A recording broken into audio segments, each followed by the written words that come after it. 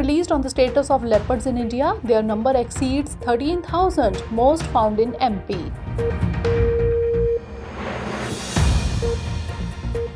9th edition of Raisina Dialogue concluded. Event held in New Delhi. Greece PM Kyriakos Mitsotakis was the chief guest. India announces names of 4 astronauts will fly under Gaganyaan mission. The mission will be completed in the year 2025.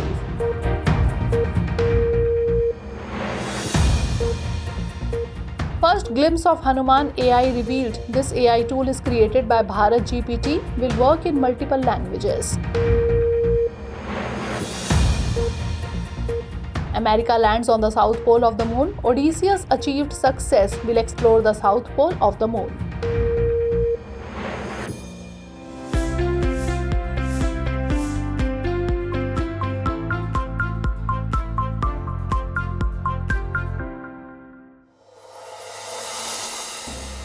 Recently, elections were held for 15 Rajya Sabha seats in Uttar Pradesh, Karnataka and Himachal Pradesh.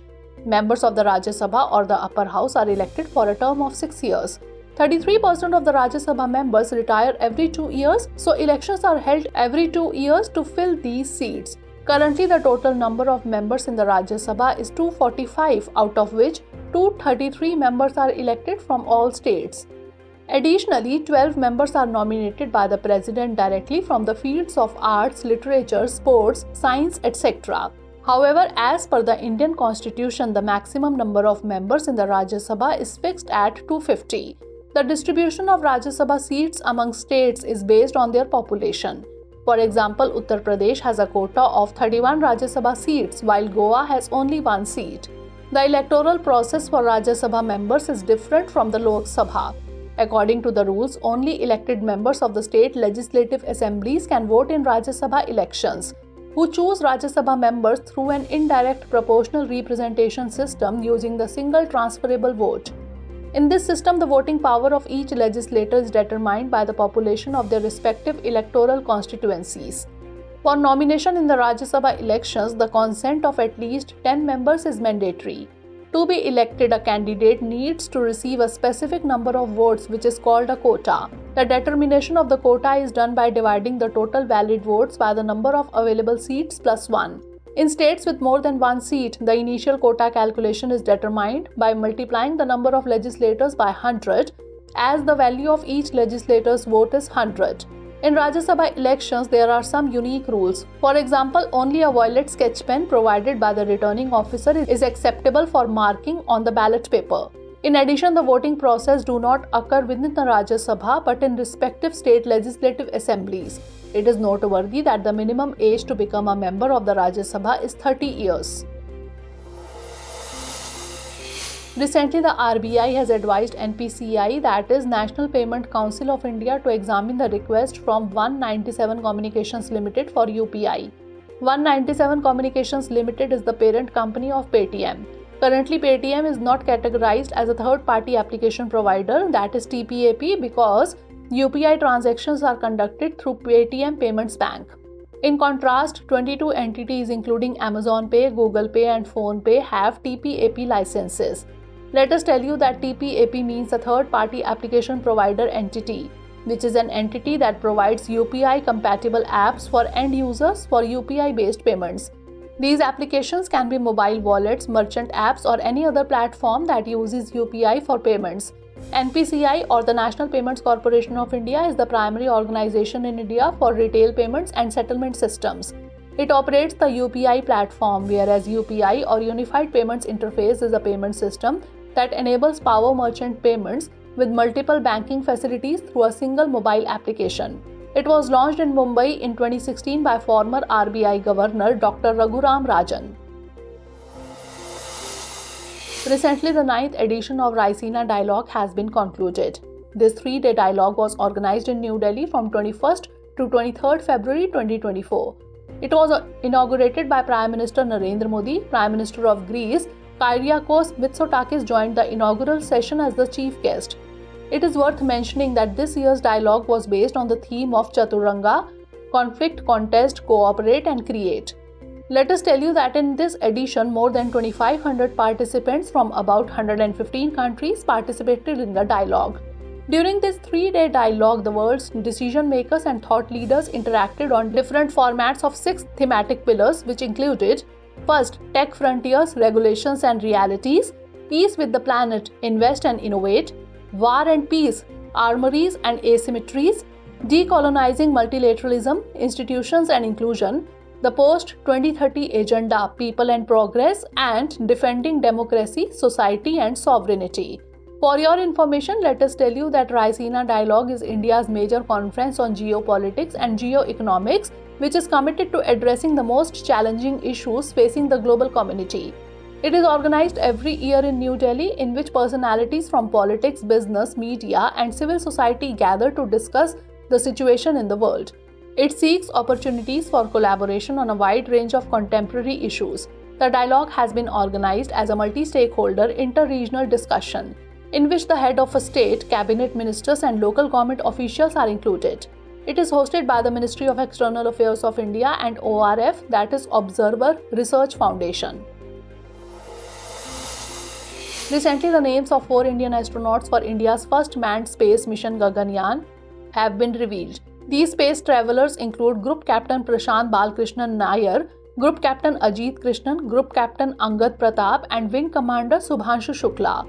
The Prime Minister awarded these 4 astronauts with astronaut wings. Let us tell you that the 4 named astronauts are test pilots from the Indian Air Force. For training the astronauts for the Gaganyaan mission, ISRO has established a space astronaut training facility in Bengaluru. This facility includes classroom training, physical fitness training, simulator training, etc. It is noteworthy that ISRO and the Russian space agency Roscosmos subsidiary company Glavkosmos had signed a memorandum of understanding in 2019 for the training of 4 astronauts.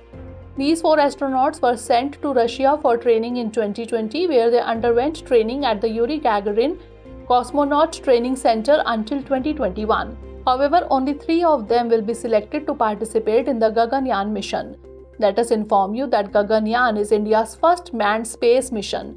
Its objective is to take astronauts into Earth's lower orbit, where they will orbit around the Earth at an altitude of 400 kilometers. It will be launched using the LVM-3 rocket, which consists of solid, liquid, and cryogenic stages. The LVM-3 rocket was previously used for launching the Chandrayaan-3 mission. Upon the success of this mission, India will become the 4th country in the world to send a manned mission into space, following the achievements of the United States, Russia, and China. Recently, BharatGPT Group has unveiled an AI model named Hanooman. It has been developed in collaboration with Reliance Industries Limited and the Department of Science and Technology and Sita Mahalakshmi Healthcare. According to reports, it will be launched in March 2024. Hanooman is an Indic language AI, that is artificial intelligence tool. This is a series of LLMs, that is a large language model. It can respond in 11 Indian languages like Hindi, Tamil and Marathi, which will include text, speech, video and many other information. A target has been set to expand it to more than 20 languages. It will also work in other areas including healthcare, governance, financial services and education. This model is the largest of its kind, with parameters ranging from 1.5 billion to 40 billion. For your information, let us tell you that LLM, that is large language model, is a deep learning model. It is pre-trained on great amounts of data. It contains a language converting network encoder-decoder that derives meaning from a sequence of text and understands the relationships between words and phrases in it. These models use their text data to understand natural language and produce it. Recently, scientists at the Indian Institute of Science Bengaluru discovered a synthetic human antibody capable of neutralizing the neurotoxins found in the venom of highly poisonous snakes. It is worth mentioning that highly poisonous snakes belong to the Elapidae family, which includes cobra, king cobra, krait, and black mamba. The research adapted the approach used to screen antibodies against HIV and COVID-19 to create venom-neutralizing antibodies. This is the first time that a special strategy has been used to develop antibodies for the treatment of snakebite. This development leads to a significant advancement in the treatment of snakebite. The developed antibody targets a conserved region within the core of a major toxin in Elapidae venom called 3-FTX or three-finger toxin. However, different 3-FTX are found in species of elapids. For information, let us tell you that antibodies are proteins which are produced by the body's immune system to fight infections and diseases. They are able to recognize and fight specific pathogens like bacteria and viruses. It helps the body to remove infection and heal damaged tissues. Recently, a private American space company has achieved success in landing on the southern pole of the moon. The success of the Odysseus spaceship marks the first success of a private American space company. It was launched by the Falcon 9 rocket of SpaceX. The lander module of Odysseus, called Nova-C, has become the second module to land in the southern pole region of the moon after Chandrayaan-3 in 2023. Let us inform you that the Odysseus mission was developed by the private company Intuitive Machines. This achievement illuminates unprecedented implications for the future of space exploration. It underscores the increasing role of the private sector in lunar missions. It is considered a significant change in the dynamism of space exploration. The objective of this mission is to establish a permanent human presence on the moon and to enhance innovation, expertise, and stability. This demonstrates the feasibility and capability of private-public partnerships in advancing ambitious space exploration objectives. Collaboration between public agencies and private companies fosters innovation. This recent series of lunar missions, including Chandrayaan-3 and Japan's SLIM, underscores the accelerating pace of lunar exploration. Let us tell you that Odysseus is named after a hero of Greek mythology. It has been designed to locate 9 safe landing sites within the southern polar region of the moon. Recently, the WHO, that is World Health Organization, has released a report related to Guinea worm disease. According to this report, Guinea worm disease is close to being eradicated from the world. According to the figures, in 2021, only 14 cases of Guinea worm disease were reported, while in 2022 this number decreased to 13, and in the year 2023, only 6 cases remained. Reductions in Guinea worm disease cases have also been noted in countries like South Sudan and Mali. However, the struggle against it continues in Chad and the Central African Republic. Let us inform you that Guinea worm disease is caused by the parasitic worm Dracunculus medinensis. It is a debilitating parasitic disease that renders infected individuals inactive for weeks or months. It primarily affects rural, impoverished, and marginalized communities that depend on surface water for drinking, such as ponds, lakes, and streams. Nearly 90% of infections occur in the lower extremities. It is noteworthy that there is no vaccine or medication available for the treatment of Guinea worm disease. Its transmission can be prevented through rigorous surveillance, treatment, and wound care. By the end of the decade 1990s, India had successfully eliminated Guinea worm disease. As a result, in the year 2000, the Indian government received the certification of being Guinea worm disease-free status from the WHO. India has also successfully eradicated diseases like smallpox, polio, plague, rinderpest, yaws, and maternal and neonatal tetanus. Recently, the Tamil Nadu government presented its state budget for 2024-25. It mentioned the establishment of the Tamil Nadu Endangered Species Conservation Fund. Through this initiative, efforts will be made to promote the conservation of endangered species like the purple frog and others. The Tamil Nadu government has allocated Rs 50 crore for this fund, considering it an important step towards protecting biodiversity and preventing the extinction of vulnerable species. The purple frog, also known as Nasicabatrachus sahyadrensis or pignose frog, is often referred to as having coexisted with dinosaurs. Reports suggest that this species shares a coexistence with dinosaurs. This frog belongs to the Zeuglosidae family and is often called the living fossil related to the Nasicabatrachidae family. Speaking of the physical structure of the purple frog, its body is swollen and its legs are short. However, its color ranges from deep purple to brown. In comparison to its body length, its head is relatively small. Its legs are shorter than those of other frogs, which makes it incapable of leaping from one place to another. It generally prefers damp areas near ponds, ditches, or streams.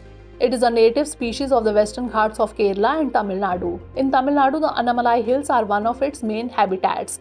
In Tamil Nadu, there are 2 species of purple frogs, Nasicabatrachus sahyadrensis and Nasicabatrachus bhupati. The purple frog is listed as endangered under the IUCN Red List. It is also protected under Schedule 1 of the Wildlife Protection Amendment Act 2022.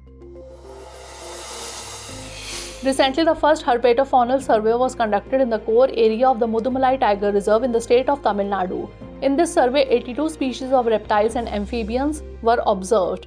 Under Herpetofaunal survey of reptiles and amphibians is done.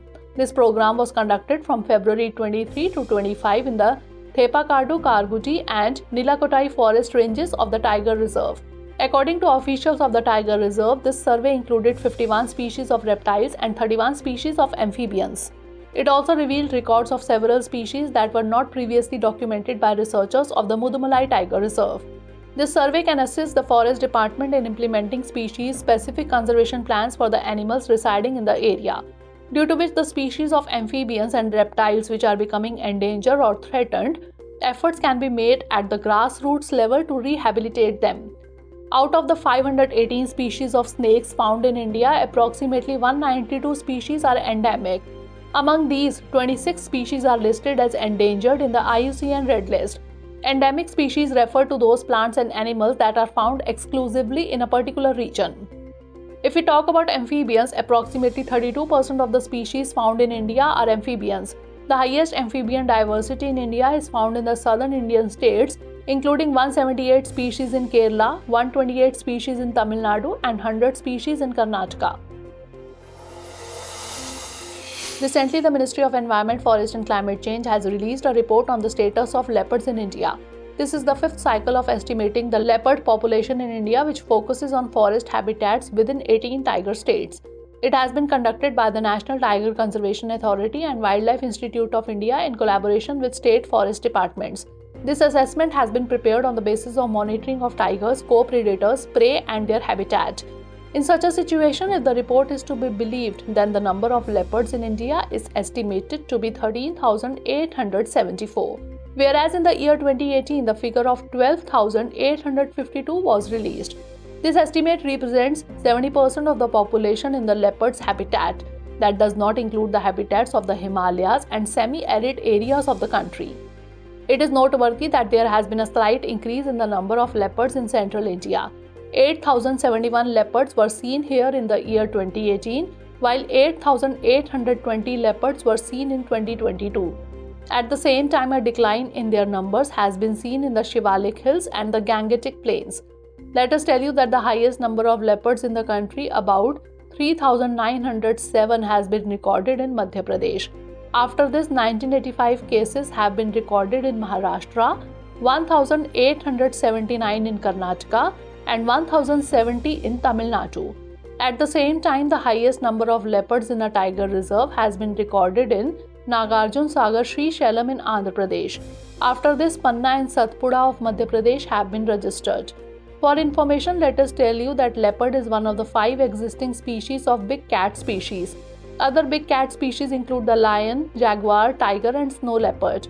It is one of the most famous and successful hunters of Africa and Asia. It is listed as vulnerable in the IUCN Red List and protected under Appendix 1 of CITES. At the same time, it has also been protected under Schedule 1 under the Wildlife Protection Act 1972. Recently, the United Nations released the Global Waste Management Outlook 2024 report. This report was issued during the 6th session of the UNEA in Nairobi. According to the report, over the next 26 years, there could be a 65% increase in the annual amount of waste.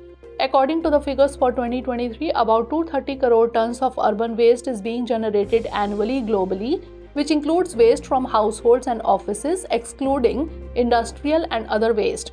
The report indicates that increasing waste will lead to pollution, climate change, and economic losses. Improper waste management is resulting in an annual death toll of 4 to 10 lakh people due to diseases like diarrhea, malaria, heart disease, and cancer. This escalating waste not only poses a threat to the environment but also has serious implications for biodiversity and health. Let us inform you that the report highlighted the rapidly increasing use of single-use plastic, including plates, cups, and glasses, in the street food sector in India. UNEA stands for the United Nations Environment Assembly, known as the world's Parliament on Environmental Matters. UNEA meetings are held every 2 years to discuss and develop global environmental policies and international laws related to the environment. After the news, now let's take a look at 5 questions related to the bulletin.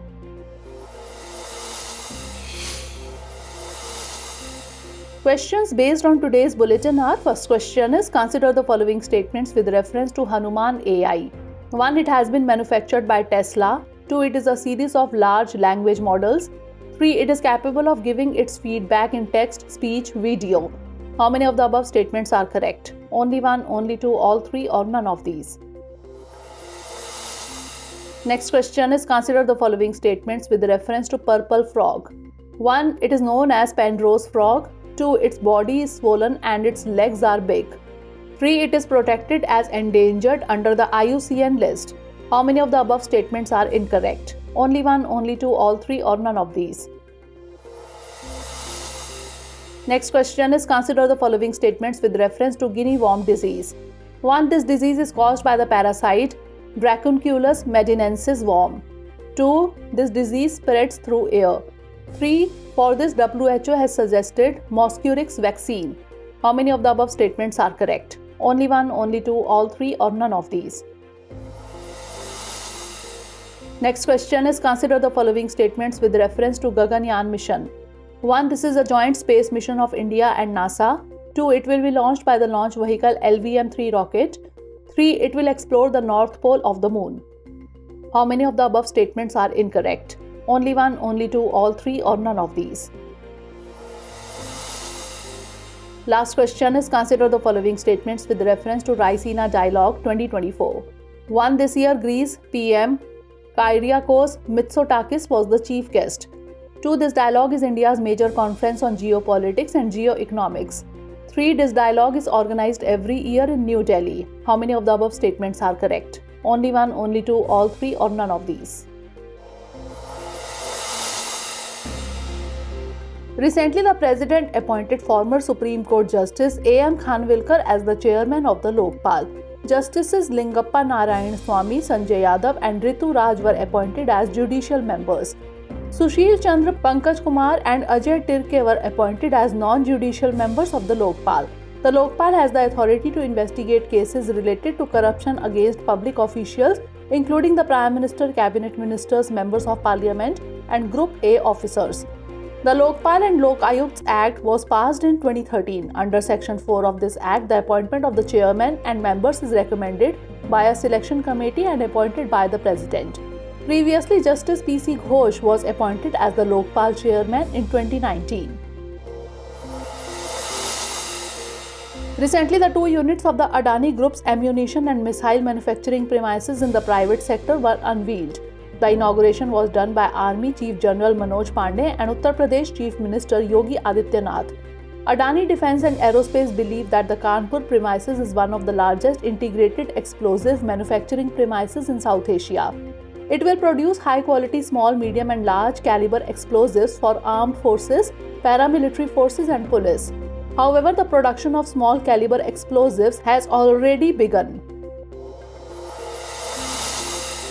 Recently, Prime Minister Narendra Modi inaugurated the country's longest cable-stayed bridge, the Sudarshan Setu, over the Arabian Sea. This bridge connects the Bet Dwarka Island in the Dwarka district of Gujarat to the mainland Okha. Its construction began with a groundbreaking ceremony by the central government in 2017. It has been built at 978 crore rupees. This 4-lane cable-stayed bridge is 2.5 kilometers long. It makes access easier for tourists traveling between Okha and Bet Dwarka. Recently, National Science Day was celebrated. The theme for this year's National Science Day is Indigenous Technology for Viksit Bharat. This day is observed every year on 28th February to commemorate the discovery of the Raman effect by Sir C.V. Raman, for which he was honored with the Nobel Prize in 1930. The objective of this day is to inspire students towards science and to make the general public aware of science and scientific achievements.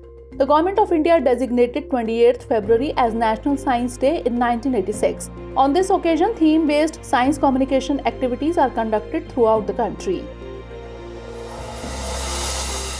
Recently, the Ministry of Women and Child Development organized a Poshan Utsav. The event took place in New Delhi. This festival aims to promote healthy nutrition practices and implement effective nutrition systems to enhance India's ongoing efforts to tackle malnutrition. Women and Child Development Minister Smriti Irani and Bill Gates were present at this event. During this event, the Poshan Utsav book was also launched. It serves as a comprehensive repository for the country's rich culinary heritage and nutritional diversity. Cartoon Coalition, in collaboration with the ministry, has announced its nutrition support. It will provide nutrition awareness to children through their favorite cartoons. Recently, researchers conducting Zoological Survey of India have discovered a new species of head-shield sea slug from the coast of Odisha and West Bengal. This new species has been named Melanoclimus Draupadi in honor of President of India Draupadi Murmu. This ruby red spotted head-shield sea slug was found in the low intertidal areas of the Digha and Udaipur coast. This new species differs from other species found on wet and sandy seashores. The head-shield sea slug is a small invertebrate with a maximum length of up to 7 mm. It is dark brown with a ruby red spot on its hind end. It is bisexual and has a shell inside its body. Recently, India successfully tested the VSHO-RADS, that is, Very Short Range Air Defence System missile. The test was conducted at the Integrated Test Range Chandipur on the coast of Odisha. Under this, 2 successful tests of Very Short Range Air Defence System from ground-based portable launcher have been conducted. VSHO-RADS is a man-portable air defence system designed and developed indigenously with the support of the Defence Research and Development Organization and Indian industry partners. The missile incorporates several new technologies, including a lightweight reaction control system and integrated avionics. It is capable of engaging low-altitude aerial targets at short ranges. Recently, Prime Minister Narendra Modi inaugurated India's first indigenously developed hydrogen fuel cell ferry. It will be deployed for service in Varanasi, Uttar Pradesh. The ferry was built by Cochin Shipyard Limited. The hydrogen fuel cell ferry is a 24-meter-long catamaran capable of carrying 50 people. It is constructed with high-quality fiber-reinforced plastic similar to metro train coaches.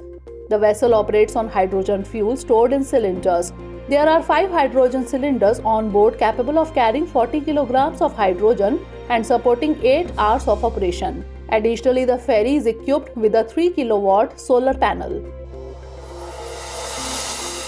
Recently, the Union Cabinet has approved 3 chip-related projects worth of approximately 1.26 lakh crore rupees, including India's first semiconductor fabrication plant. It will be established by the Tata Group in partnership with a Taiwanese technology partner. The Tata Group will set up a foundry in partnership with Taiwan-based Powerchip in Dholera, Gujarat, at an estimated cost of Rs 91,000 crore. This plant will have the capacity to produce 300 crore chips annually. Additionally, it will cater to industries such as high-performance computing, electric vehicles, defense, and consumer electronics. Recently, Prime Minister Shri Narendra Modi and Mauritian Prime Minister M. Pravind Jugnauth jointly inaugurated a new airstrip and the St. James jetty on the Agalega Island of Mauritius through video conferencing. The inauguration of these projects is a testament to the strong and decades-old development partnership between India and Mauritius. It will fulfill the demand for better connectivity between the mainlands of Mauritius and Agalega. It will strengthen maritime security and promote socio-economic development. India launched UPI and RuPay card services in Mauritius in February 2024.